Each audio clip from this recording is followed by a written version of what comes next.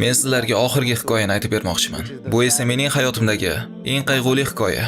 Men u yerda bo'lmagan bo'lsam-da va agar bu hikoya sizning ham hayotingizdagi eng qayg'ulisi bo'lmasa, unda sizning iymoningiz xatar ostida. Allohga qasam, sizning iymoningiz xatarda. Bu yerni bosgan odamlarning eng buyugining yerdagi oxirgi kuni. Bundan oldin sizga bir narsani eslatib o'tmoqchiman. Sal qolsa oldingi hikoyadan yodimdan ko'tarilay debdi. Payg'ambarimiz sollallohu alayhi vasallam bu risolatni boshqalarga yetkazish haqida go'zal so'zlarni aytganlarida, Allohning qarshisida risolatni yetkazish qanchalik muhim vazifa bo'lganini bilasizmi? Payg'ambarimiz sollallohu alayhi vasallam qo'llarini osmonga ko'tarib aytdilar: "Ey Alloh guvoh bo'l, ey Alloh guvoh bo'l, ey Alloh guvoh bo'l, men sening risolatingni yetkazdim. Men vazifamni tugatdim. Men yetkazdim." Alloh bunga qanday javob qildi? Al-yawm akmaltu lakum dinakum. Bu kun sizga diningizni mukammal qilib berdim. Sizga ne'matimni to'kis qildim va sizga islomni din deb rozi bo'ldim.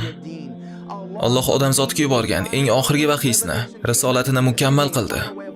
Odamzod uchun eng oxirgi hayot yo'li bu payg'ambarimiz sollallohu alayhi vasallamning tillari bilan bu risolatni boshqalarga yetkazish. Alloh bu dinni bizning yelkalarimizga yukladi.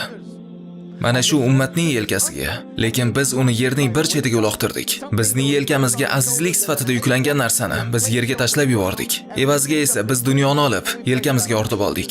Mana nima uchun biz qayerga borsak ham bunchalik yerga urilyapmiz. Chunki biz izzatimizning bulog'ini ortimizga tashlab ketdik va bizni xor qiladigan narsani ko'tarib oldik. Bu dunyo xorlikdan boshqa hech narsa olib kelmaydi. U hech kimga azizlik bermaydi. Biz bu dunyo aziz emas, xor qilishini unutib qo'yamiz. U sizga xorlikdan boshqa narsani bermaydi. U aziz qiladigan yagona odamlar bu. Uni o'z o'rniga qo'yadigan odamlardir va dinlarni undan ustun qo'yadigan odamlarni aziz qiladi. Shundagina u izzat keltiradi. Lekin agar u sening hayotingdagi eng muhim o'rinlarni egallasa, unda u seni xor qiladi. Payg'ambarimiz sollallohu alayhi vasallamning hayotlaridagi eng oxirgi kunlarga qaytamiz. U sollallohu alayhi vasallam bemor edilar. Va u zot boshlarni Oysha onamiz radhiyallohu anhoning ko'kraklariga qo'yib yotar edi. Uni esa dunyoda hammadan ko'p yaxshi ko'rar edilar. Alloh azza va jalla odamlarga o'zining eng oxirgi so'zlarini tushirganiga atigi bir necha kun bo'lgan edi. Atigi bir necha kunlar o'tgan edi. Alloh odamlarga va jinlarga o'zining eng oxirgi oyatlarini nozil qilganiga. Wattaqu yawman turja'una fihi ilalloh. O'zingiz Allohga qaytariladigan kundan qo'rqing. So'ngra har bir jon kasb qilgan narsasidan to'liq olur, ularga zulm qilinmas. Bu Alloh bizga nozil qilgan eng oxirgi so'zlar edi. Alloh odamlarga aytgan oxirgi so'zlar nima bo'lganini bilmoqchi bo'lsangiz, Baqara surasini oching. Agar xato qilmayotgan bo'lsam, 281-oyatdan boshlab. Bu Allohning eng oxirgi so'zlari. Bundan so'ng Allohning Rasuli sallallohu alayhi vasallam bemor bo'lib qoldilar. Uning boshi Oysha onamiz radhiyallohu anhoning ko'kragida yotar edi. U shunchalik bemor ediki, o'rnidan ko'tarila olmas edi. U zo'rg'a boshini ko'tara olar edi. U zo'rg'a gaplashar edi. U misohga qaradi va Oysha onamiz radhiyallohu anha so'radilar: "Uni xohlayapsizmi?" U zot ha deb boshlarini chayqadilar. U o'zining tupriklari bilan misohni yumshatib berdi. Va Oysha onamizning tupriklari payg'ambarimiz sollallohu alayhi vasallam tatigan eng oxirgi narsalar bo'ldi. Bu ayolga Alloh azza va jalla shunday sharafni berdi. Uning tuprigi payg'ambarimiz sollallohu alayhi vasallamning og'izlariga kirgan eng oxirgi narsalari bo'ldi. Keyin esa Oysha onamiz hali sezmagan va bilmagan narsalari sodir bo'ldi. O'lim farishtasi xonaga kirdi. O'lim farishtasi keldi. Bizning holatimizda agar biz o'lim farishtasini ko'radigan bo'lsak, u xoy nafs yoki iflos nafs yoki xotirjam nafs, toza nafs chiq deydi. Bo'ldi. Bizning nafsimiz chiqib ketadi. Bo'ldi, tugadi.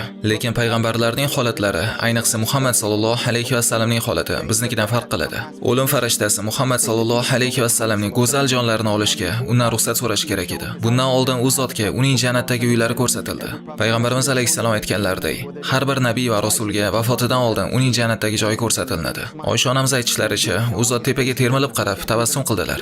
Biz jannatdagi o'zimizning joyimizni tasavvur qila olmaymiz. Shunday ekan payg'ambarimiz sollallohu alayhi vasallamning jannatdagi mulklari haqida nima ham deyishimiz mumkin? Jannatdagi eng oliy joy. U zotga uni ko'rsatishdi. Keyin esa o'lim farishtasi unga aytdi: "Agar xohlasangiz, siz u yerga ketishingiz mumkin. Bu sizning uyingiz. Yoki agar xohlasangiz, Alloh sizning kasalligingizdan shifo beradi." Va u zot sollallohu alayhi vasallam o'z ummatlariga ikki narsani aytdilar. Birinchisi namoz, namoz, namoz. Alloh bilan aloqangizni unutmanglar. Seni musulmon qilib turgan narsa bu namoz. Biz bilan kofirlarni ajratib turadigan narsa bu namozimizdir. Keyin esa Oysha onamiz u zotning tepaga yugurib ketgan nazarlarni ko'rdilar va u zot dedilar: Allohumma rafiqul a'la, Allohumma rafiqul a'la. Allohim eng oliy rafiqimga hamroh bo'lishni, Allohim eng oliy rafiqimga hamroh bo'lishni. Oysha onamiz aytdilar: shunda men o'lim farishtasi shu yerda ekanligini tushundim. U zot sallallohu alayhi vasallamning tanlovlari bizga tushmadi. U zot o'sha kuni Allohning huzuriga ketishni tanladilar. U zot sallallohu alayhi vasallam o'sha kuni bizni tark etdilar. U zotning muborak ruhlarini olib, jannatning eng yuqori qavatlariga olib ketishdi. Bu kun ummat uchun eng qayg'uli kunga aylandi. Sahobalar o'sha kun haqida aytishadi. Biz o'z qalblarimizga qaradik va u o'zgarib qolganini topdik. Bizning qalblarimiz boshqacha bo'lib qoldi. Sahobalar qorong'u qishki kechalardagi cho'ponni tashlab ketgan chorva kabi edilar. Ular qayerga borishni ham bilishmas edi. Hattoki Umar radhiyallohu anhu payg'ambarlardan so'ng odamlarning eng yaxshilaridan biri. U haqida esa agar Muhammaddan so'ng payg'ambar bo'lsa, bu Umar bo'lar edi deyilgan. Hattoki u ham o'sha kuni o'zini yo'qotib qo'ygan edi va Muhammad o'ldi degan odamni boshini uzib tashlash bilan qo'rqitib yurar edi. Abu Bakr uni tinchlantirdi. Keyin esa u o'tirib oldi. Lekin o'sha kuni bir ayol bo'lgan edi. U bizga asl haqiqatni ko'rsatib berdi. Uning ismi Ummu Ayman edi. Alloh undan rozi bo'lsin. Agar siz Ummu Aymanni tanimasangiz, siyratni boshiga qayting. Payg'ambarimiz sallallohu alayhi vasallamning onalari Omina o'lim to'shagida u zotni ushbu ayolga topshirib ketgan edi va u zotning onasiga aylandi. Agar onaga qanday munosabatda bo'lish kerakligini bilmoqchi bo'lsangiz, payg'ambarimiz Ummu Ayman bilan qanday munosabatda bo'lganiga qarang. Uni ummi, onam deb chaqirar edilar. U zot sallallohu alayhi vasallamning butun umrlarini guvohi bo'ldilar.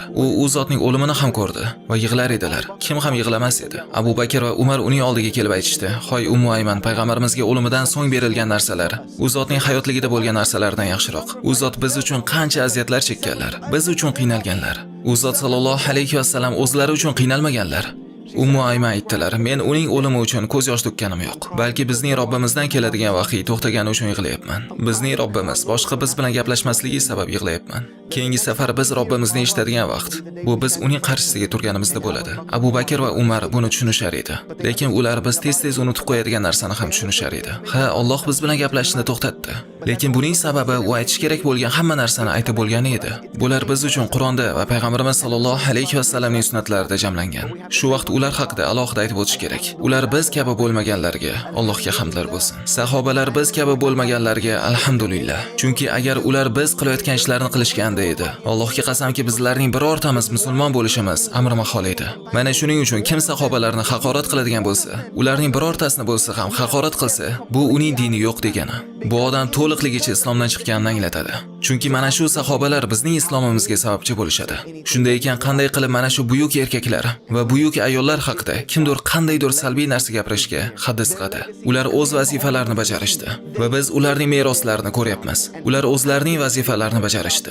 Ulardan keyin kelgan odamlar ham o'z vazifalarini bajarishdi. Mana shuning uchun biz shu yerdamiz. Lekin bizdan keyin keladigan odamlarchi? O'sha kibrli, johil odamlar uchun kim bu risolatni yetkazadi? Allohni tanimaydigan, Rasulullohni tanimaydigan odamlar. Ular barcha ma'lumotlarni shaytondan olishadi. Media vositalaridan va hokazolardan olishadi. Ular bizdan nafratlanishlari hayratlanarli emas. Chunki ular biz haqimizda faqat salbiy gaplarni eshitishadi. Biz esa buni rad qilish uchun hech narsa qilmayapmiz. Hattoki islomni o'zimizning amallarimiz, oldi-berdilarimiz, xulqimiz, gap so'zlarimiz orqali ko'rsatishga ham harakat qilmayapmiz. Biz uyg'onishimiz kerak. Birodarlarim va opa-singillarim, iltimos, biz uyg'onib, bizning qilishimiz kerak bo'lgan ishimiz borligini tushunishimiz kerak. Sen doktormisan, hamshiramisan, haydovchimisan, farroshmisan, muhim emas. Sening vazifang bor. Tur va ogohlantir. O'rningdan tur va ogohlantir. Butun dunyoga islomni ulash.